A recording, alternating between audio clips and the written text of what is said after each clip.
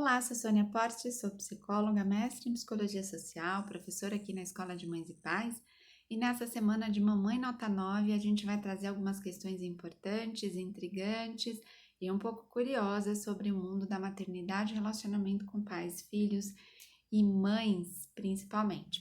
E a gente vai trazer aqui uma dúvida dessa semana bastante interessante e que de repente possa acontecer também aí com você ou com alguém que você conheça. Vamos conhecer aqui mais uma história.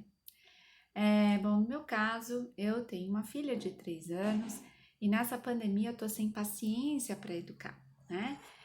Eu e ela parecemos irmãs briguentas e ela não me obedece da primeira vez, né? Muitas vezes eu tenho que bater ou falar que se ela não se comportar, ela não vai ganhar algo, ou que ela vai ter que me obedecer, e que eu acho muito difícil educar uma criança. Para ser uma mãe melhor, eu preciso ter mais paciência e aprender a arte de educar. Por isso eu estou aqui nesse grupo.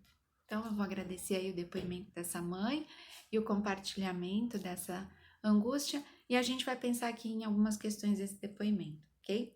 A primeira delas é uma criança de 3 anos e uma das principais questões na educação de filhos é entender qual é a fase que essa criança está. Quantos anos tem essa criança, quais são as limitações, quais são as necessidades e quais são os comportamentos típicos de uma criança de 3 anos de idade. Conhecer um pouco essa faixa etária vai ajudar a mãe, o pai, a família a pensar em estratégias que possam de alguma forma ajudar essa criança a viver um pouco melhor e, consequentemente, as pessoas que estão na família dela também. Então, por exemplo, um dos casos que eu atendi hoje tratava-se de uma criança de 2 anos de idade, com muita energia, com muita necessidade de correr, com muita necessidade de pular. Então, foi pensado juntos na possibilidade de um pula-pula, de um jump, de levar para algum lugar que ela possa correr, que ela possa usar um pouco dessa energia física e que, consequentemente, vai acalmá-la, porque ela vai usar essa energia física no lugar em que ela precisa e não só dentro de casa. Estamos em pandemia e como é que a gente faz tudo isso? A gente precisa ter mais criatividade do que o comum. Então, aí, pedir ajuda para a família, para os avós, para que de repente possa mudar de espaço, ir na casa de uma tia ou uma casa que tenha um pouco mais de quintal, um pouco mais de espaço, para que essa criança possa aí ter pelo menos uma parte dessa necessidade atendida. Então, fica aqui. O primeiro conselho é conhecer um pouco a faixa etária dessa criança. Isso vai te ajudar bastante, tá? Eu tô sem paciência para educar a minha filha. Mais uma vez, precisa pedir ajuda. Precisa pedir ajuda para o marido, para o pai da criança, para a família, principalmente nessa pandemia. Alguns casais conseguiram fazer rodízios bastante interessantes. Um trabalha mais de manhã, o outro trabalha mais à tarde.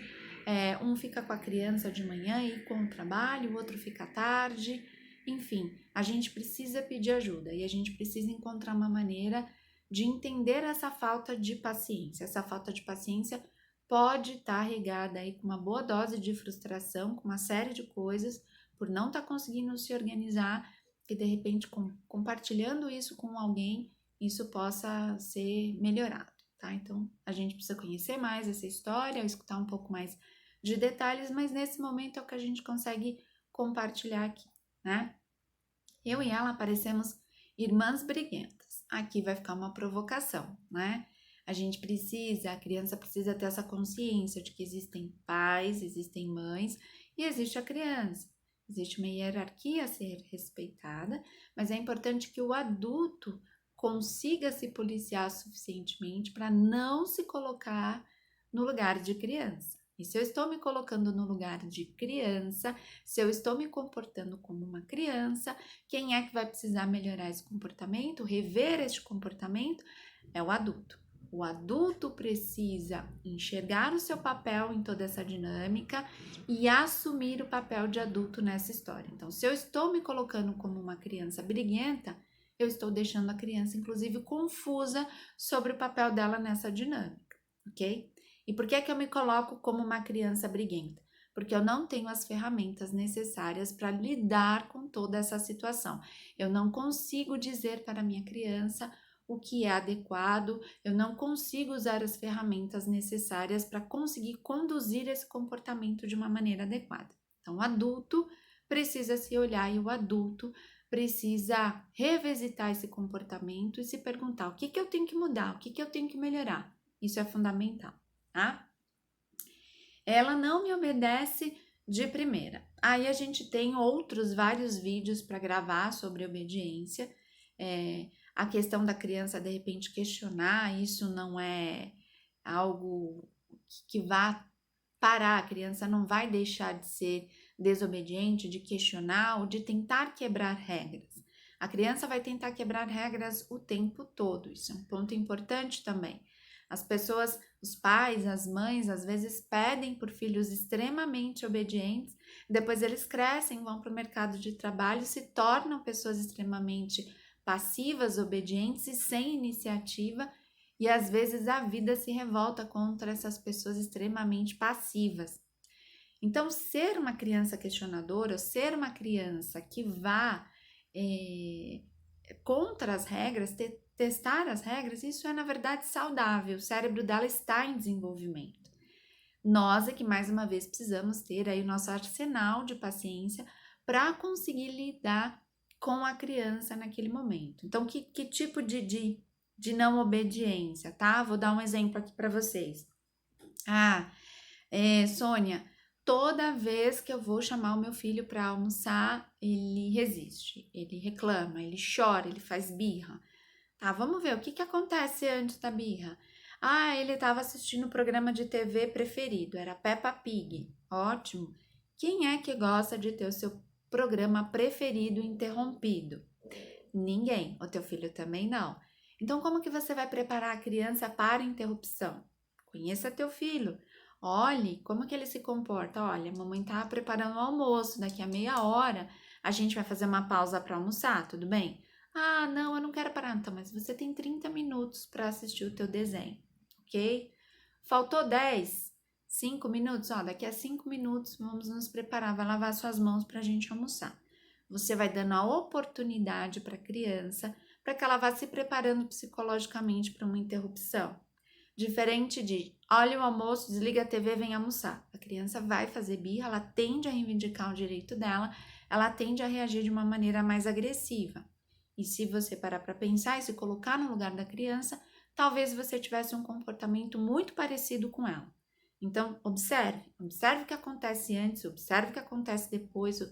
Tente se fazer essa pergunta, se você estivesse no lugar dessa criança, o que você faria? Porque você talvez encontre aí algumas respostas para essa não obediência, para essa possível birra que a criança esteja fazendo, ok? E muitas vezes eu tenho que bater. E aqui a gente também tem temas para vários vídeos, vários textos. Infelizmente, 75% dos pais no mundo tendem a bater nos seus filhos. E os resultados disso são dramáticos e são drásticos, são nocivos e são prejudiciais à saúde da criança e até do próprio adulto, né? Então, bater não é o caminho. Bater não resolve a questão da criança e também não vai resolver a questão dos pais. A gente tem que buscar outras formas de se educar, de educar efetivamente e não de obrigar a criança a fazer aquilo que se quer, usando a força física, usando a brutalidade. Então, esse é um comportamento errado, precisa ser mudado, precisa ser estudado. Para isso que a gente tem escola de mães e pais, para isso que a gente tem informação, para isso que a gente tem troca, para isso que tem rede de apoio, para se perguntar quais são as outras ferramentas que eu posso usar além da agressão física, ok? Falar que se ela não se comportar, que ela vai ganhar algo, enfim. Na psicologia positiva, a receita é o contrário disso, né? Então, assim, se você não se comportar, você vai ficar sem o celular. A psicologia positiva, ela tende a propor que a gente faça combinados, que nós tenhamos regras e que a criança se comportando de maneira adequada, que ela vai ganhar coisas. Então, a gente estimula os pensamentos e os comportamentos positivos e evita ou não usa a punição com o tirar coisas quando a criança não faz determinadas coisas, né? Então, se ela não me obedecer, ela vai ficar sem o celular. Ela já tá agitada, ela tá nervosa, ela tá de pandemia, ela tá irritada em casa, ainda você vai tirar meu celular, ou você vai tirar minha Peppa Pig, ou você vai tirar alguma coisa que eu gosto. Isso vai gerando ainda mais revolta na criança. Você não ajuda a criança a se equilibrar e a entender os seus próprios sentimentos, a encontrar formas de lidar com o que ela está sentindo. A gente vai colocando mais ingredientes para tornar esse comportamento agressivo, essa birra, ainda maior. Então, a gente tem aqui uma coleção de coisas para rever, tá? E aí a mãe diz que acha muito difícil educar uma criança. Sim, tem um texto aí no Instagram, tem também no site Sônia Portes, falando sobre escolha teu difícil. É difícil educar uma criança, mas pode ser mais difícil ainda não educar uma criança. É difícil conversar com uma criança, mas é difícil corrigir uma criança. É difícil bater em uma criança e talvez seja muito pior ter um filho adulto que bata em pessoas, que possa até pagar um preço bastante caro na sociedade porque não consegue controlar os seus impulsos de violência e de agressão. Então, escolha teu difícil. É difícil educar, é difícil trabalhar, é difícil começar uma profissão. Existem várias dificuldades e a pergunta é: escolha o teu difícil. É difícil, é uma responsabilidade e que a gente não tem como fugir. É teu filho, é tua filha e a gente precisa encontrar formas de. A gente ainda vive numa sociedade que busca diversas soluções financeiras, estratégicas, de marketing, mas que ainda tem uma certa preguiça de investir em estudos, de investir em informação, de buscar alternativas para educar os próprios filhos. Então a sociedade mudou, as crianças mudaram, a forma de educar mudou e a gente precisa buscar novas formas de lidar com essas situações do dia a dia, ok? E aí ela diz o seguinte, que ela tá procurando ajuda aqui no grupo, na Escola de Mães e Pais, e que essa é uma arte, educar é uma arte. E sim, que bom que ela tá no grupo, que bom que essa mãe foi buscar ajuda e que bom que ela tá aí buscando outras respostas, porque sim, ela precisa de ajuda e o grupo, com acolhimento, com identificação, com troca, pode ajudar sim essa mãe a trazer novas soluções para o dia a dia. Se você ficou interessado, se inscreva aí, participe do canal no Instagram, @SôniaRodriguesPortes, e traga também os seus comentários, as suas dúvidas, porque isso pode ajudar outras mães a se entenderem e a encontrar melhores soluções para o dia a dia. Um grande abraço e até a próxima!